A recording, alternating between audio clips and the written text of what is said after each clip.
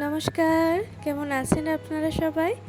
আশা করছি আপনারা সকলে খুব ভালো আছেন এবং সুস্থ আছেন। একটু আড্ডার আরও একটি নতুন ব্লগে আপনাদের জানাই অনেক অনেক স্বাগত। আজ বুধবার আর আজকে এখন বাজে সকাল ৬টা। সকাল ৬টার সময় এসে দেখি গাছে ফুল আর তেমন বিশেষ নেই, তাই মনটা একটু খারাপ হয়ে গেল। প্রত্যেকদিন সকালে এক গাছ ফুল দেখি তো, আর আজকে দেখছি ফুলটা অনেকই কম। কম ফুটেছে নাকি কেউ তুলে নিয়ে গেছে তা বলতে পারবো না। যাই হোক, তবু এদিক ওদিক থেকে অনেক ফুলই প্রায় পেয়ে গেছি। আর যাই হোক, জবা ফুলগুলো কিন্তু গাছে সমস্ত কিছুই ছিল। তো দেখুন, আমার পুজোর থালায় একদম রঙিন হয়ে সেজে উঠেছে। আজ আবার দেখছি একটি সুন্দর ধুতরা ফুল ফুটেছে। ধুতরা ফুলটা প্রত্যেক দিন ফুটছিল না, এই ধুতরা ফুলটা আবার 3 থাকওয়ালা, বেশ সুন্দর জানেন তো। সকালের ঠাকুরের ফুলটা আগেই তুলে নিয়ে এসে রেখে দিই, কারণ এটা পরে তুলতে যাওয়ার আর সময়টা তেমন যেন হয়ে ওঠে না। তো এরপর চলে এসেছি রান্নাঘরে, আর সকালে একটু লেবুর জল খেয়ে নিয়েছি। আর আজকে রান্না করব কচুরলতি। এগুলো যদিও আমি আগে কখনো খাইনি বা রান্নাও করিনি, তবে এখন কিন্তু খেতেও শিখে গেছি আর রান্না করতেও শিখে গেছি। আজকে বিশেষ কিছু তেমন আর রান্না করব না, এই করব একটু কচুরলতি, আর তার সাথে করব আলু পটল ভাজা আর ডাল।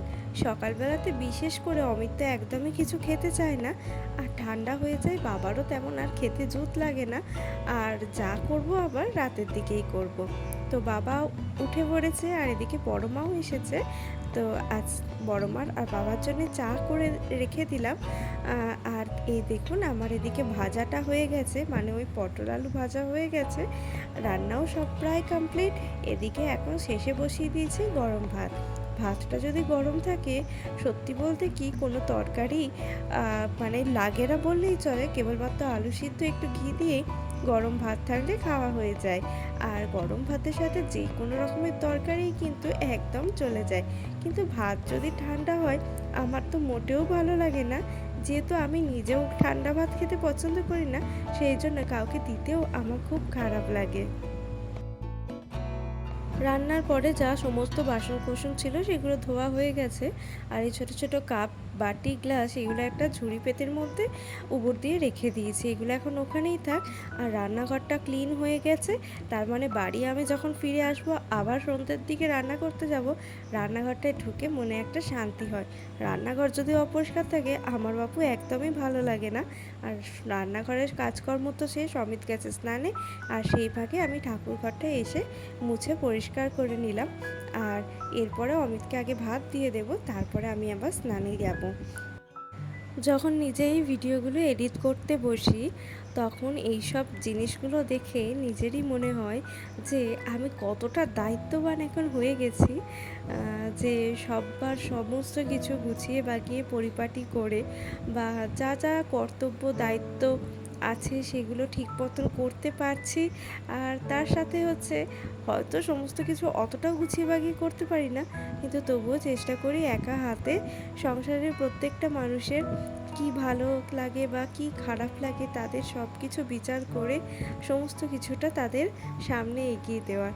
জানি না এতে কতটা কে কি মনে করে বা কার কি বক্তব্য তা আমি জানি না, কিন্তু নিজেকে তবুও মনে হয় কিছুটা স্যাটিসফাইড। আমি রান্নাঘর পরিষ্কার, বাসন ধোয়া সবই করে ফেলেছি। এখন এবার শুধু স্নানে যাব, তারপর পুজো করব, তাহলে মোটামুটি 9টার মধ্যে আমার সব কিছু হয়ে যাবে। তো চলুন, দেখা হচ্ছে আবার স্নান করে আসার পর। চলে এসেছি এখন ঠাকুর ঘরে, আর এখন তো বেলা অনেকটাই হয়ে গেছে, ওদিকে কাজকর্ম সব করার পরেই এখন ঠাকুর ঘরে এসেছি। কিন্তু জানেন তো, সত্যি কথা বলতে এই বিষয়টা আমার একদমই ভালো লাগে না। আমি অভ্যস্ত এটাতেই যে সকালবেলাতে উঠে আগে ঠাকুর পুজো করতে, তারপরে ঘরের অন্যান্য কাজকর্ম করতে। কিন্তু কি করব বলুন, সকাল 8টার মধ্যে যখন ভাত রান্না করে দিতে হয়, তখন ওই সকালবেলা উঠে আগে ঠাকুর পুজোটা করা হয় না। হয়তো হতেও পারে, কিন্তু 10 মিনিটে ওই আমার ঠাকুর পুজো করে পোষায় না। ঠাকুরকে একটু মনের মতন করে সাজাবো, গোছাবো, একটু বসে থাকবো সামনে ঠাকুর ঘরে, মনটা যেন একটু শান্ত হয়, তবেই ভালো লাগে। কি করব? তো যাই হোক, চলুন আজকের ব্লগটা এখানেই শেষ করছি। সবাই ভালো থাকবেন, সুস্থ থাকবেন, আর অবশ্যই জানাবেন আজকের ব্লগটা কেমন লাগলো। যদি ভালো লাগে ছোট্ট করে একটা লাইক দিয়ে দেবেন। আপনাদের একটা লাইক, একটা ছোট্ট কমেন্ট আমাকে অনেক ইন্সপিরেশন দেয়। তো আজকের মতন টাটা।